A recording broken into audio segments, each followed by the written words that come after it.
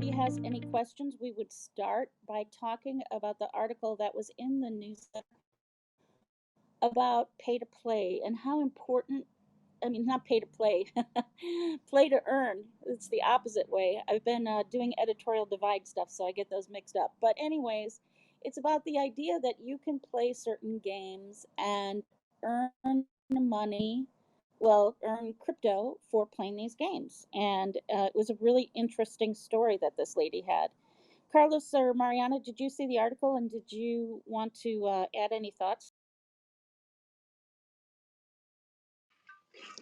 Well, I'm going to start by talking about the fact that, the killer app, as the Forbes article pointed out, is basically capitalism. That if you think about it, the American dream and, the desire to come to this country by many people around the globe is about the fact that you can have that dream, that you can provide for your family, that you can live a better life. It provides hope for a better quality of life, and that these play to earn games are actually allowing people to have just that, which is fascinating to see kind of happening real time.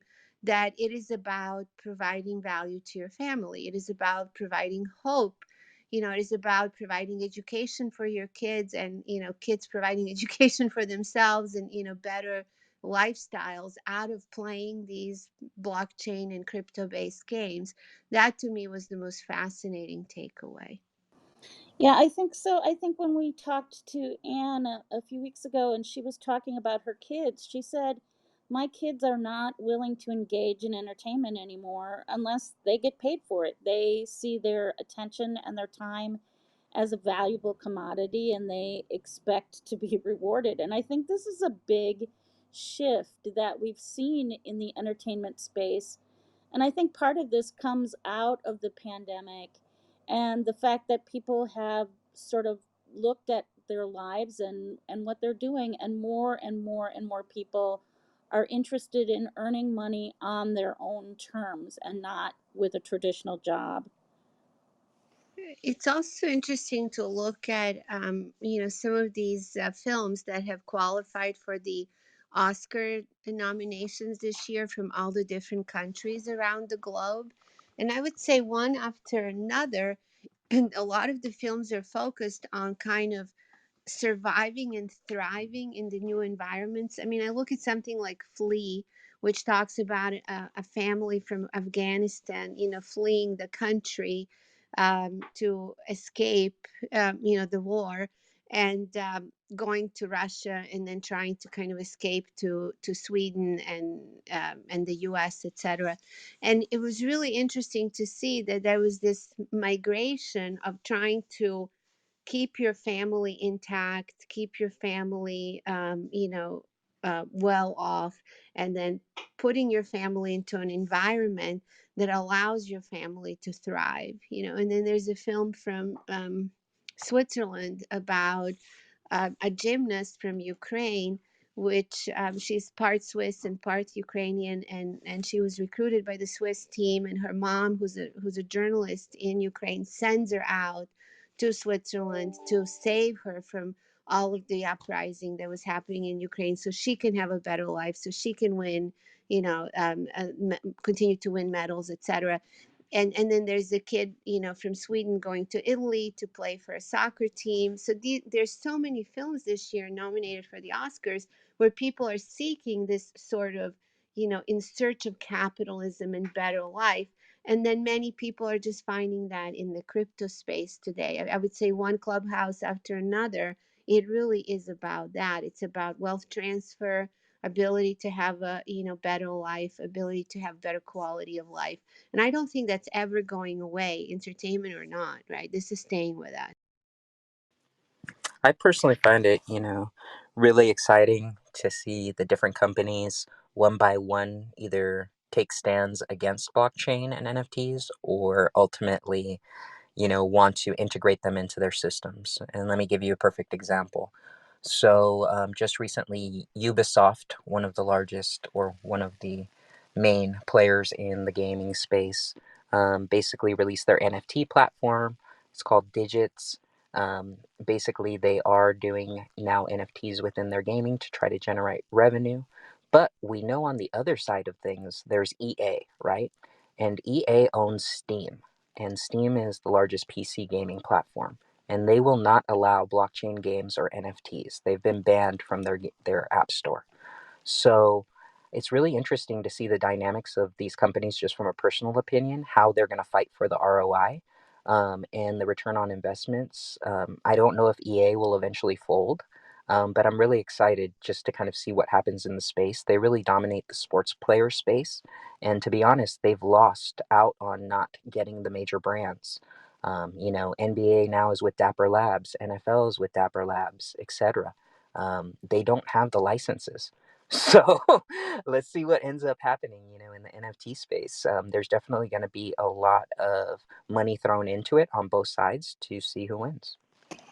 I think you're really right, Carlos, and I think this is a you snooze, you lose situation. And I think some of these companies that took a wait and see attitude kind of boxed themselves out of the space. Another thing that I see as a theme through what the two of you are talking about, and also what I'm seeing on the floor at CES, is how so many new areas of the world are becoming dominant in spaces that they weren't before. I'm talking to VinFast, which is the first major car manufacturer out of Vietnam, and they are presenting a new smart car at NAB. And there are some companies doing autonomous trucking out of Russia. I'm just seeing so much more international participation across the board in spaces that were traditionally dominated by the US and Japan and Korea. And I think that's really exciting. Yeah, and it's only going to get more global. I think that the crypto business, ever since I've been in it, since maybe 2015, has been global. And if you look at even at the Bid Angels presentations, they were kind of like virtual Infiom salons, not because of the pandemic, but because every investor in the launch of Ethereum was not in Los Angeles or the US. I mean, they were all over the globe, and you had to have these online presentations just to reach everyone. I think the ClubHouse success is that it's global, and we're getting people like Franks from London, and we're getting people from all over the planet into these rooms at the same time. And this is, I would say, speeding up the creativity and speeding up the ability to launch ventures and to kind of create value in this space. I think it's really interesting too, in terms of this car company from Vietnam. As I was doing research on them, I found that over 50% of the population of Vietnam is under age 35. And I think there are certain economies, like the US economy, where there is a significant bent towards older people. There's the population boom, the baby boomers that we're coping with now. But there are other economies that are more youthful, and I think it's going to be interesting to see how that sort of youth uprising drives this technology, this crypto and Bitcoin and gaming technology. And then there's social and jurisdictional issues with, even though the population's under 35 and they're about, many of them are about to step into the working world and stay there for quite some time. It's fascinating to see how there's still limitations imposed by different governments and by different social structures and financial infrastructures around the globe that are speeding up the crypto adoption versus what could happen with some other technology adoption. So if you look at these play to earn games, um, which is what we started discussing here, um, there's this there's this American dream or fantasy of labor going on in each one of these games, which is giving the perception that the game is a level playing field. And in many of these countries, you're not entering the workforce at a level playing field. Heck, you're not even doing that in our country. we have, social justice issues and systematic racism and everything else. But there's really no true level playing field, jurisdiction by jurisdiction. But yet, if you go into Axie Infinity, you have a level playing field. And, there's this idea that all you have to do is just work hard and, try to accomplish different levels and earn as you go. And that if you work hard, anybody can actually reach that next level. And that's what I think is driving the adoption more than anything right now. I think that's really true, Mariana. And I just wanted to remind everybody in the room that this is your time. So feel free to ask any questions or pose any comments that you're itching to share. We'd love to hear from you. I think along those same lines, I had somebody talk to me about CES this year and they said, well, NFTs are not important to enterprise, and crypto is not important to enterprise because the regulatory issues in the US are not worked out yet. And I would love to hear your thoughts about that comment. I certainly had a few choice things to say, but I'd love to hear what you have to say. Well, that one fired me up. So I work with executives on a day-to-day basis, and I can tell you that is the exact opposite. There are new positions daily being discussed about NFT strategists at major large enterprise companies. These positions never even existed. They took a long time to develop in the crypto space, and some are hesitant to even touch crypto still, but they are not hesitant to touch NFTs, from my personal opinion, working with them. The legal regulations right now are definitely, I don't like to say the word shady, but let's just put it that there is no regulation. It's kind of like the internet initially. It's not clear yet, and it's basically a global phenomenon where people can move their money back and forth. Perfect example is in China, as they began to basically ban Bitcoin mining. There was a huge surge of money into NFTs. Why? Because they knew that they could move their money into NFTs without having the same regulations. So, the reality is that right now there are going to be a lot of shifts within the enterprise industry.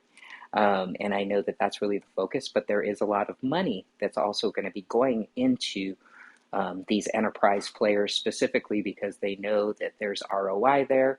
They've already all of a sudden garnished large amounts of money and piles of money, and they don't know what to do with it. So they're trying to create metaverses, and they don't know what to do with their NFT structure yet. I know this sounds really crazy, but even in the anti-aging and aesthetics industry, there are NFTs. I believe that it was Clinique or L'Oreal recently did an NFT for rewards, and they're going to be expanding on that program. So just a little insight, it is touching every enterprise company that you could possibly think of.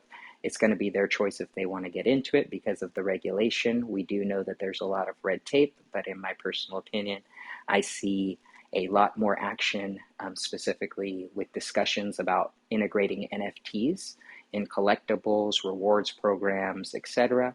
And there's not much discussion specifically about, hey, let's go ahead and adopt Bitcoin.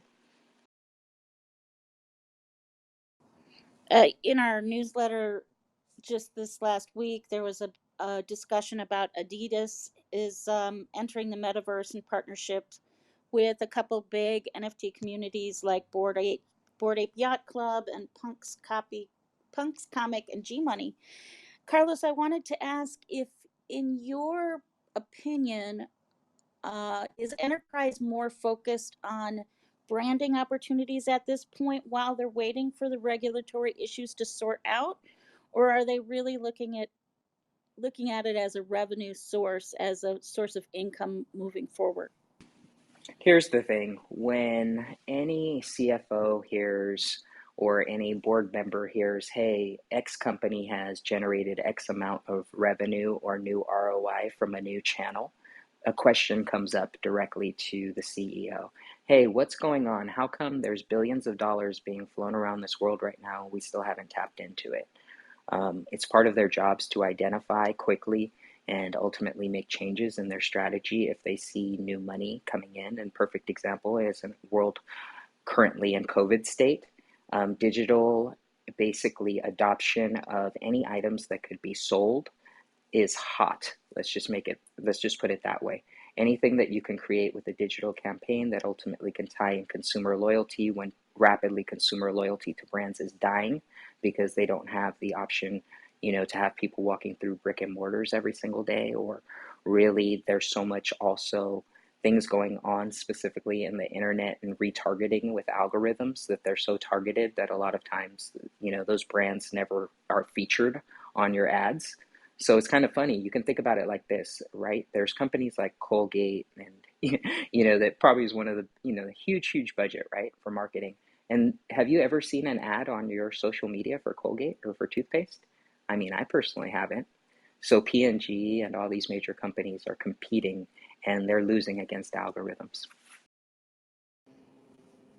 Frank, did you have something you wanted to share? Welcome up to our stage. Hello, everybody. Yeah, I just wanted to share.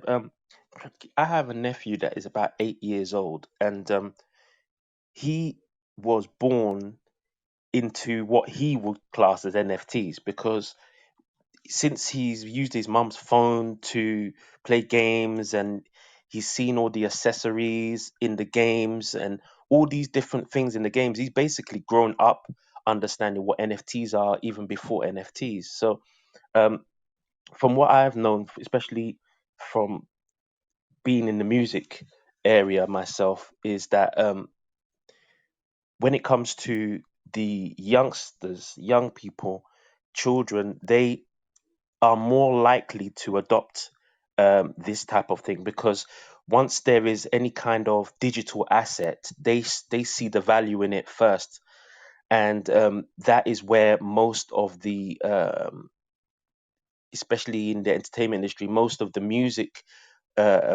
is made for the youth.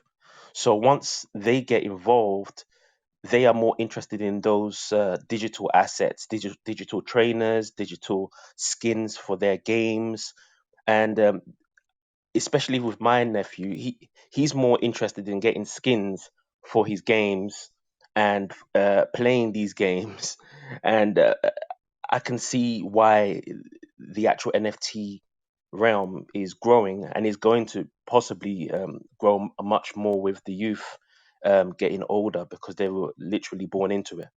I agree with Frank on this. And, there's no downside to Adidas, in doing this deal. They only spend about 150, 160,000 on their Board API Club purchase, which they announced, I think, like a month or so ago. And now they are using it as sort of their logo. They changed their image with the Board Ape character they purchased wearing Adidas. So all of a sudden they became a cool brand. They partnered with Wow Protocol and a bunch of other companies we showcased last year. Wow Protocol is on blockchain and it's a social media network. They had Adidas as a partner for several years now. So they've been already in the space. They've been, kind of tracking crypto for a while. Additionally, they're cool with the younger generation, having used this now character as something that's their branding, integrated in their branding. And then there's no downside because what Carlos pointed out earlier, Board Apes Yacht Club, overall sales are over 1 billion. So it's no longer just a tiny little brand. There are 10,000 of them out there as NFTs, and they basically present a membership in a very exclusive club. Stephen Curry and a bunch of other artists have them. They cut deals. Board Apes Yacht Club cut deals with top tier celebrities and artists as well. So it's brands, it's artists, it's celebrities, it's youth, and getting youth's vote per Frank, and then a lot of money spent to date, and it cost him $160,000. Isn't that like the best branding you've seen this year? I think they did great. I have to agree. And I think it's a huge vote of confidence for NFTs, given the fact that Adidas has spent, hundreds of millions of dollars developing their logo and their brand identity. And for them to change their Twitter profile picture to this Bored Ape cartoon shows you that they see this as instant cred, instant street cred for their brand, especially among younger customers, which is their core market. It's really interesting too. I was wondering, Frank, as you were talking about your nephew, if we're going to get to the point that kids won't earn allowances anymore. They won't wash the dishes for money because they'd rather just go play to earn. I, I, I actually think that that may happen, and I think one of the things that really excited me about the space recently was that the Universal Music, they announced that Board Ape Yacht Club, they were gonna make an actual band, um, which would be the Board Ape Yacht Club band that would have the most expensive NFTs in their own band, which is, I think the band's name, they're going to call it, it's called Kingship. And it's going to be the top NFT um, avatars, the top ones that sold the most, I think. And they're going to be in this band called Kingship. And they are now signed underneath Universal Music Group, which I've never heard that. It's one of a kind. I've never heard of that happening, but um, that is what's happening now. They're making bands out of the NFT characters. And you know what's so interesting about this whole deal with Bored Apes and Adidas is that the Adidas changed their profile picture to Bored Apes wearing Adidas on Twitter, and Twitter is trying to become a de facto place to actually, sort of prove the proof of NFTs, kind of a marketplace where you can go to find out if your NFT is actually authentic. And then Catherine Wood from Arc Capital on that news invested a bunch of her mutual fund money into Twitter as the next generation sort of clearing platform. This is so integrated right now that if you're not a brand and you're not thinking this way, it's like yours to lose kind of and the market is moving so fast that you really don't have a lot of time to think about it. It's like you're thinking about it now or you're just not going to be relevant in the space. That's the way I feel about it. I strongly feel that the Bored Apes Yacht Club is the biggest disruptor business that has been within, I would say, the last 5 years. They're the new Netflix. They are the new blockbuster killer. Get ready because these brands have no idea what is about to happen because of the fact that the Bored Apes have established themselves as a global marketing dominant brand. They have, I would say, just as many followers as Tesla at this point, cult followers. So they have a long trajectory. I'm really excited to see what they do. Just to give two other things that I think I've mentioned previously, Timberland has partnered, huge music producer. He's putting out a Bored Ape Yacht Club album. It's called Ape In Productions. Snoop Dogg also is involved in that. And let's not forget Visa. Visa went into CryptoPunks. What are they going to do with that? You guys, it's going to be a big deal. We just don't know yet. So look out. Welcome, David. Did you have a question or a comment? Hello, all. Fascinating discussion. Marina, particularly, can you drill down a little bit when you say that Adidas made a deal with the Bored Ape Yacht Club and they anticipate to make money? And then, of course, the Universal thing is fascinating as well. What happens? The 10,000 Bored Apes are owned by individuals. So, is there sort of in the node structure or however that's working that there's a consensus by the individual owners to allow enterprise to adopt, and do they get a piece of the action in the ROA? How is that working specifically? Yeah, so those are all great questions. The thing that Adidas was able to do is they purchased a Bored Ape themselves, so they own that one, and they're using it for commercial purposes. So you can assume that if you buy a board ape, you have the rights to its commercial purpose, to apply it to commercial purposes. So that's step one. Like with crypto pills, you don't have that right. So you can buy the crypto pill, but you can then put your brand on it and then promote it as, and then brand yourself with it, do a television show, do a film with it, et cetera, because crypto pills owns that right. But with this particular board ape, either they cut a separate deal with the collection, and or in the collection it was allowed to then use that particular NFT to create other products and services out of it. So look at Superworld as an economy. Can you mute yourself because there's like background noise? Oh, you talking to me? Yes. And Uh, just have to mute it on the bottom right. Yeah, thanks. Okay, so then if you look at Superworld as an economy, right? When you buy a plot of land in Superworld, you have all the rights to that land as if you owned it in real world. And that's why I loved Superworld as sort of the guide to the metaverse when I first met Rish, because it was not about Superworld dictating what can happen in every one of the 64 billion plots of land. And some NFT collections do that. They create a world of their own, kind of making, which is this NFT collections world or membership club, if you'd like. And then you either can use your NFT, your membership token, whatever you want to call it.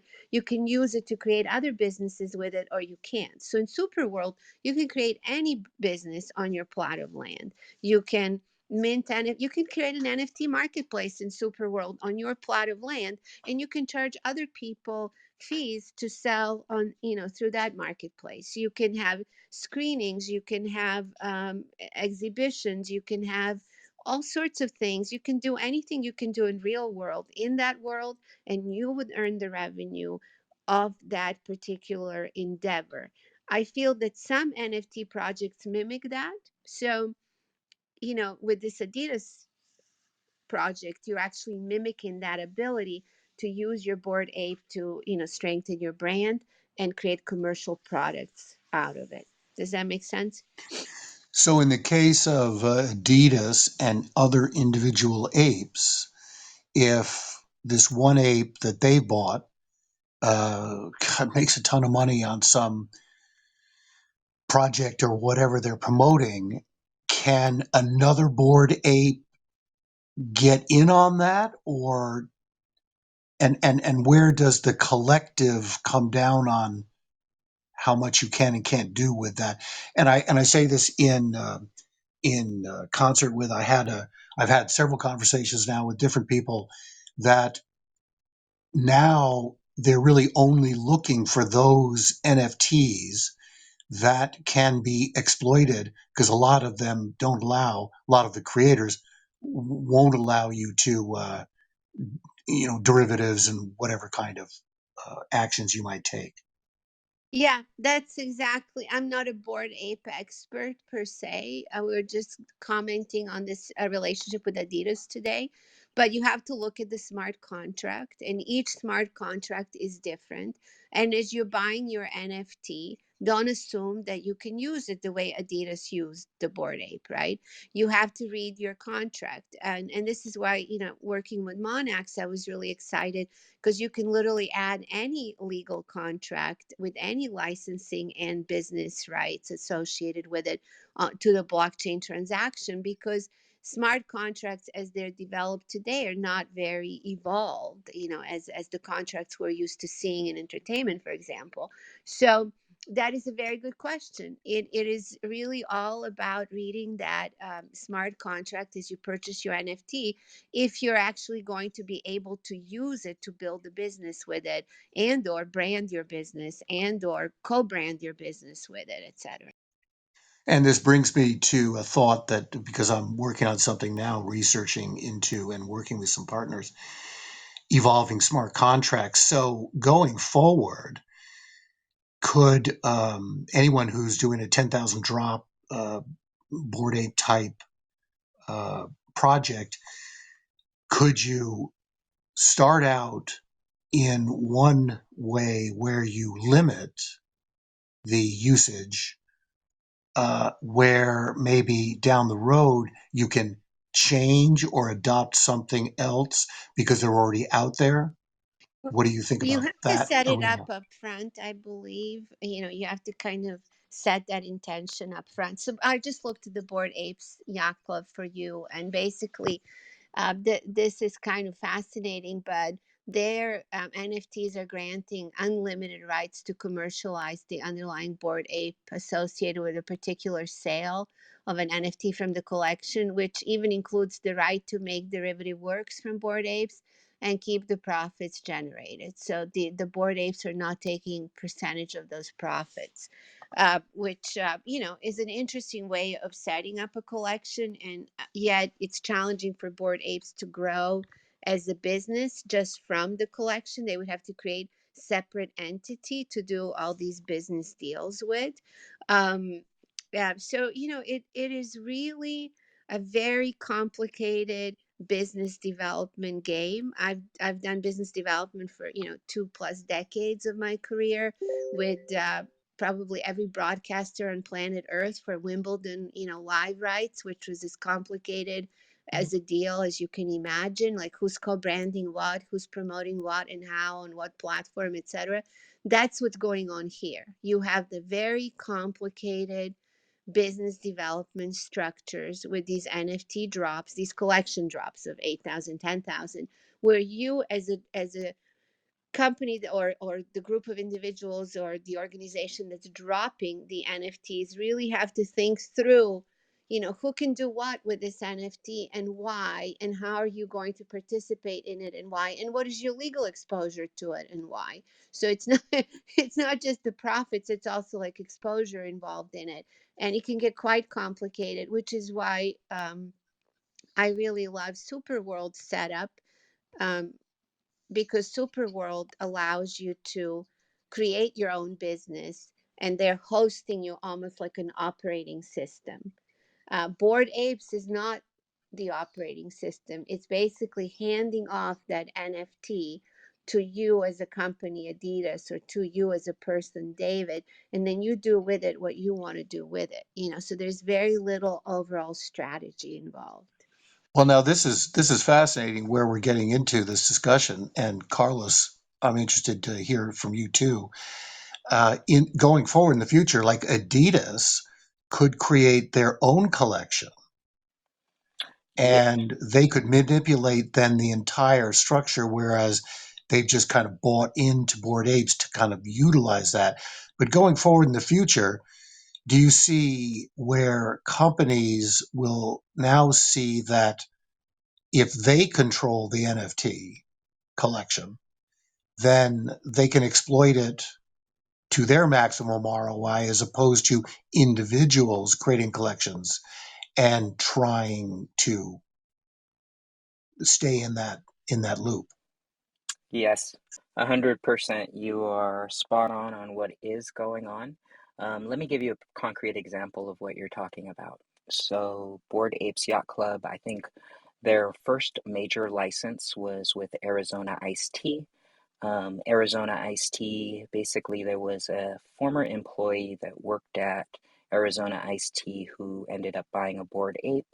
He reached out to their licensing department, and voila, he created that by himself. He took it on. And then now you see the Adidas of the world come in and buy out a Bored Ape to do a very similar thing. Once you own the ape's rights, basically you're able to license them out. So Adidas could even create a sub brand if they wanted to at this point. They could call it Adidas Bored Apes, because now they own that licensing right for that ape. So they could literally create anything and sell anything, put it on their merchandise, which you will probably see sooner than later. You'll see some Adidas, Bored Apes.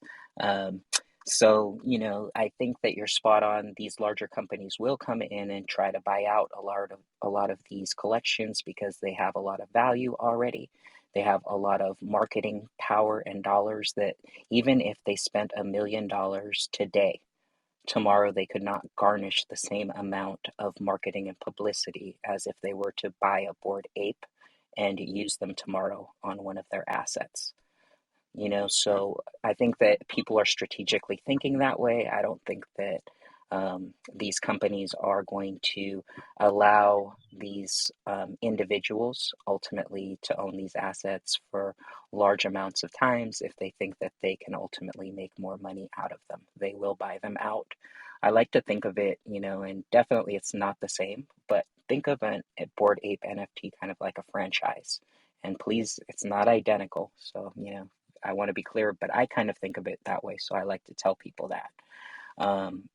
Once you buy the ape, you are in the franchise and you have some rules and regulations that you do have to follow, but the money is yours and you can expand and you can, you know, blur the lines and create, all kinds of different assets. So it's exciting. Carlos, you mentioning the idea of thinking of an NFT as a franchise makes me wonder, in a traditional franchise agreement, you can pull the franchise if the franchise is not representing the brand well. And do you think that sort of relationship is going to come about with NFTs, that if you are not treating the brand appropriately, you will lose your licensing rights? I think you'll be bought out by other apes or by other collectors. Let me give you an example. If somebody starts to, utilize some sort of Bored Ape for nefarious acts or starts to associate it with illegal activity, I believe that quickly somebody else will come out and buy them out. The community will expel them. Okay, so all the weird things will happen, and all the things you guys outlined will happen, and the way you're thinking about it will happen. But here's the really weird thing about what's happening is that even though Adidas can steal the Bored Ape, is what you're basically saying, for $156,000 and make all sorts of clothing with Bored Apes or not Bored Apes on it, and use it for branding purposes, and create a whole bunch of Adidas value out of it. That value that Adidas is creating with Bored Apes associated with that is actually feeding back into the value of Bored Apes, because it's this Agreed. connected economy. So it really isn't like, you can't really put on your old glasses of looking at the way that business was done pre these sort of decentralized economies and apply the same principles. This is what's so weird about it. It is really a new coordinate system where there are network effects that we are not thinking through, because we're thinking the way that large corporations have thought through business forever. And in these network effects, you're getting some positive uptake from each Adidas or Arizona iced tea or other brand that jumps in and tries to quote unquote steal the value of Bored Apes. Does that make kind of sense? Oh, absolutely. I think that's very true. And I think we're still so early in so many ways. And Carlos, you mentioned Netflix as a huge disruptor and as Bored Apes being sort of the next Netflix. If you think about it, Netflix started by shipping DVDs through the mail, right? So they were a disruptor, but they kept on pivoting and kept on disrupting. And I think that the successful players in this space are likely to do the same. What they're doing now may look very different from what they're doing even 6 months or a year from now. There's one thing that I seen a few days ago which really was really powerful, and it was basically I saw a new spot where um, Martin Scorsese's basically they are raising between $8 to $10 million through the sale of 10,000 NFTs in order to fund the first Hollywood movie um, by NFTs, and it- that was that is a true disruptor because to get people to literally buy NFT 10,000 and then to be able to fund a film with that changes the landscape of filmmaking. So that I saw the other day is truly a disruptor in the world of movie making. I think that's true, and I think it's a logical next step after what we've seen with Legion M and various crowdsourcing formats. I think it's a very exciting opportunity for artists now to be able to create the work they really want to create outside of the huge behemoth Hollywood system and industry. And I think that's something I'm really, maybe we'll get a few less superhero movies. Sorry, Carlos, I know you love superheroes, but I've seen enough superhero movies for a while. And I think there's been more and more fear around creating in Hollywood. And I think that this is a necessary disruptor to get us to really fresh content. Well, I'm seeing So hundreds if of I these just projects actually in Hollywood. I think everybody I know is funding a film, television project, music projects using NFTs. I think that is just a de facto business model. You can assume now that if an artist is dropping something, film, television, documentary, animated, I've literally seen, like, just in the last 2 weeks, every one of these kinds of projects being funded with NFTs. So, and some of them are actually trying to get funding through metaverse opportunities, which we didn't discuss today. But I agree with you guys. This is definitely like a status quo now. It's not even new anymore. This is happening. well, in the case of Scorsese, which I find fascinating, does does that mean that the collection he controls? Because of course you can't give up rights to the film and how you make it and all of that. That has to be shaped in the smart contract then, and that drop of 10,000. How you have to have strict controls on that, right? I Yeah, it's think the same thing that's happening with the company, with the branding of the Bored Apes and businesses. It's the same thing, David. It really is a business development problem to solve, which is who's going to own what from this particular film, this particular television show. Basically, this is what we've been working on with a variety of companies now for, I don't know, 2 or 3 years, which is how do you take a consumer and how do you put that consumer on your side of the table as you're developing a film project, a television project, a music album, etc.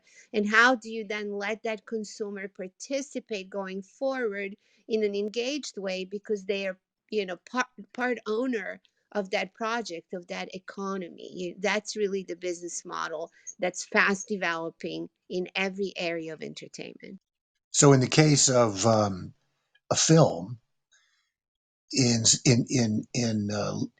where crowdfunding used to be that you were really just buying a ticket or the DVD in advance, here you're actually perhaps allowing the NFT owner to participate in downlight profit sharing if there is any. They call them monkey points here in Hollywood, but it's an interesting. It's almost like you would then be setting up your own studio, and each studio would have a property, Yeah, and then you would have to shape a smart contract. That's a more complicated. That's kind of the things I'm working on in the smart contract realm. It's a complicated arena. No one's really cracked that yet. It'll be interesting to see what happens going forward. possibly. I mean, possibly they will own part of the property and possibly not. Possibly, if I'm creating a new Martin Scorsese movie and I'm creating NFTs based on the characters or ideas that are going to be in that movie, even if you don't share in the profitability of the movie itself, the better the movie does, the more my NFT is worth. So I think there's a lot of that sort of incentive built in, as opposed to, I think there are some cases of joint ownership, but I think those are likely to be a little more rare. Yeah, I mean, think about other ways that you want viewers to participate in your economy. It's not just ownership of that NFT. You want them to be the ambassadors of that economy. And that, has happened in the clubhouse in spades, with variety of NFT projects. But if you apply that to film, television, and other creative endeavors, you can see how a very dedicated group of ambassadors is almost like having your earn to play, play to earn game, but it's for film, television, music, etc. So Yeah, I was going to say the same thing. It just brings us back around to where we started our conversation today, which is people want to be paid for their time and attention, and they want to be paid to promote things. And I think as an NFT owner for a brand, the better that brand does, the more my NFT is worth. So I get paid to convince other people how great that brand is. So it's a really symbiotic relationship that makes a lot of sense. I couldn't agree more. I think that a lot of the beauty of the community itself is basically everyone is promoting basically for free. Once you own a NFT, I like to give an example. There's very few marketing departments right now that have over 10,000 people, right? So if you think about it like this, those Bored Ape Yacht Club owners, each one of them probably tweets or posts at least one time a day. That's 10,000 plus impressions. A marketing department, even if they did 10,000 plus impressions, they wouldn't get those organically, right? And they wouldn't get them to all different kinds of feeds unless they had a huge team. So, and they were spending a lot of money in advertisements, and to get it organically, they wouldn't be able to do it unless they paid a boatload of influencers, right? So there is really no chance for these companies to compete with the promotion aspect of what an NFT can do if it's already popular. and if you apply that to film and TV, you get the answer to David's question, what you just said, Carlos. Well, what's fascinating about that is it opens up the world of merch because in the past, especially on big tentpole films, merch has been actually the big pot of gold to exploit. And here you can exponentially both bring in and distribute that, oh, marketability of that project in the exploitation of merch that can come as an additive to the NFT. That's crazy.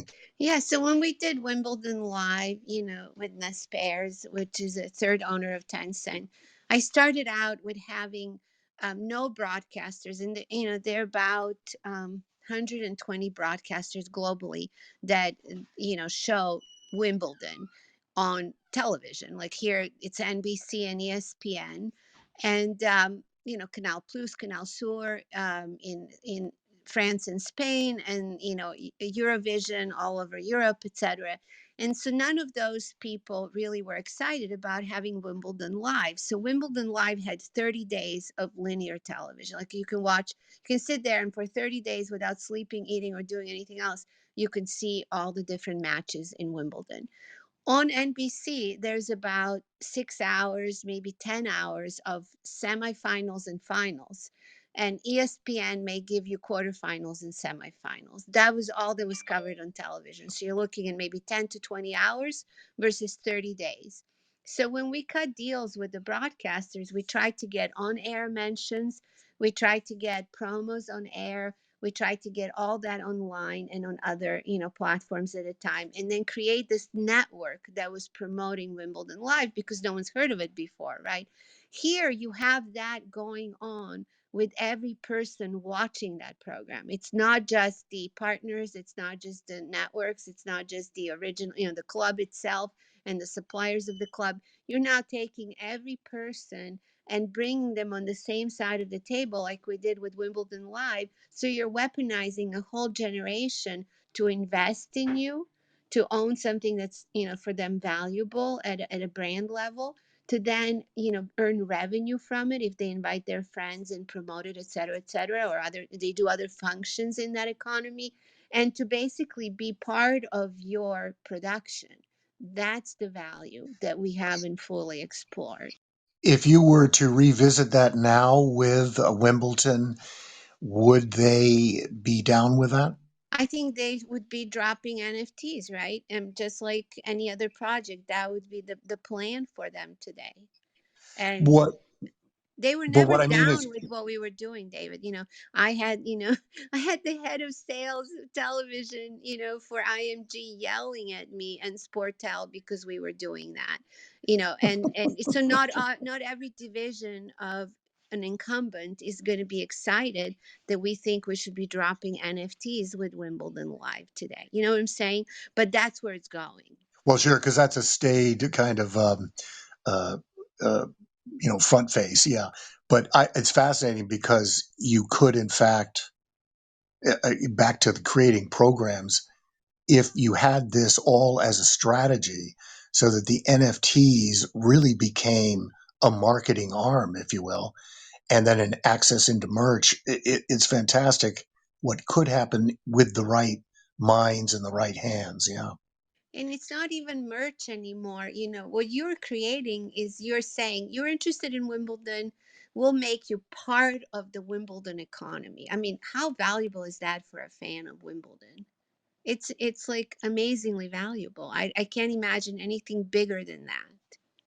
This is exactly I think the reason why I really I have a lot of passion for Super World, because every single arena, every single stadium, every single uh, um, place where concert hall, any one of those places, I can see a potential for building some sort of structure that includes NFTs, and includes being able to bring people to interact with each other, and actually build an experience in that space, that is actually very appealing to the actual advertisers or brands that are connected to that area. So, I mean, I in Super World, I have the London Stadium, which is a really big stadium in London.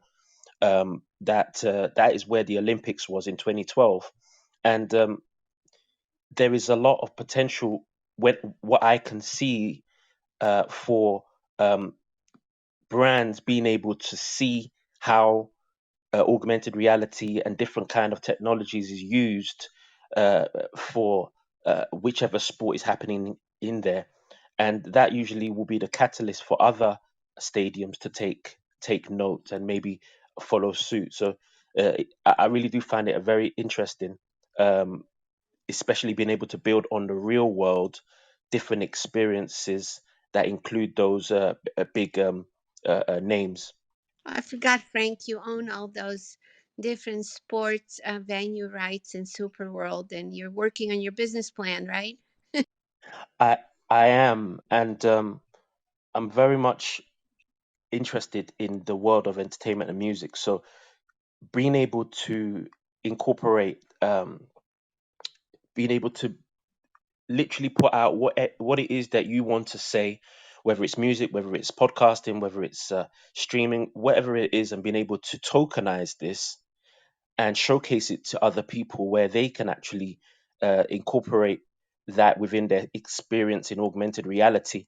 People being able to share NFTs in augmented reality, audio NFTs that are literally spatial NFTs that can be moved around in real space.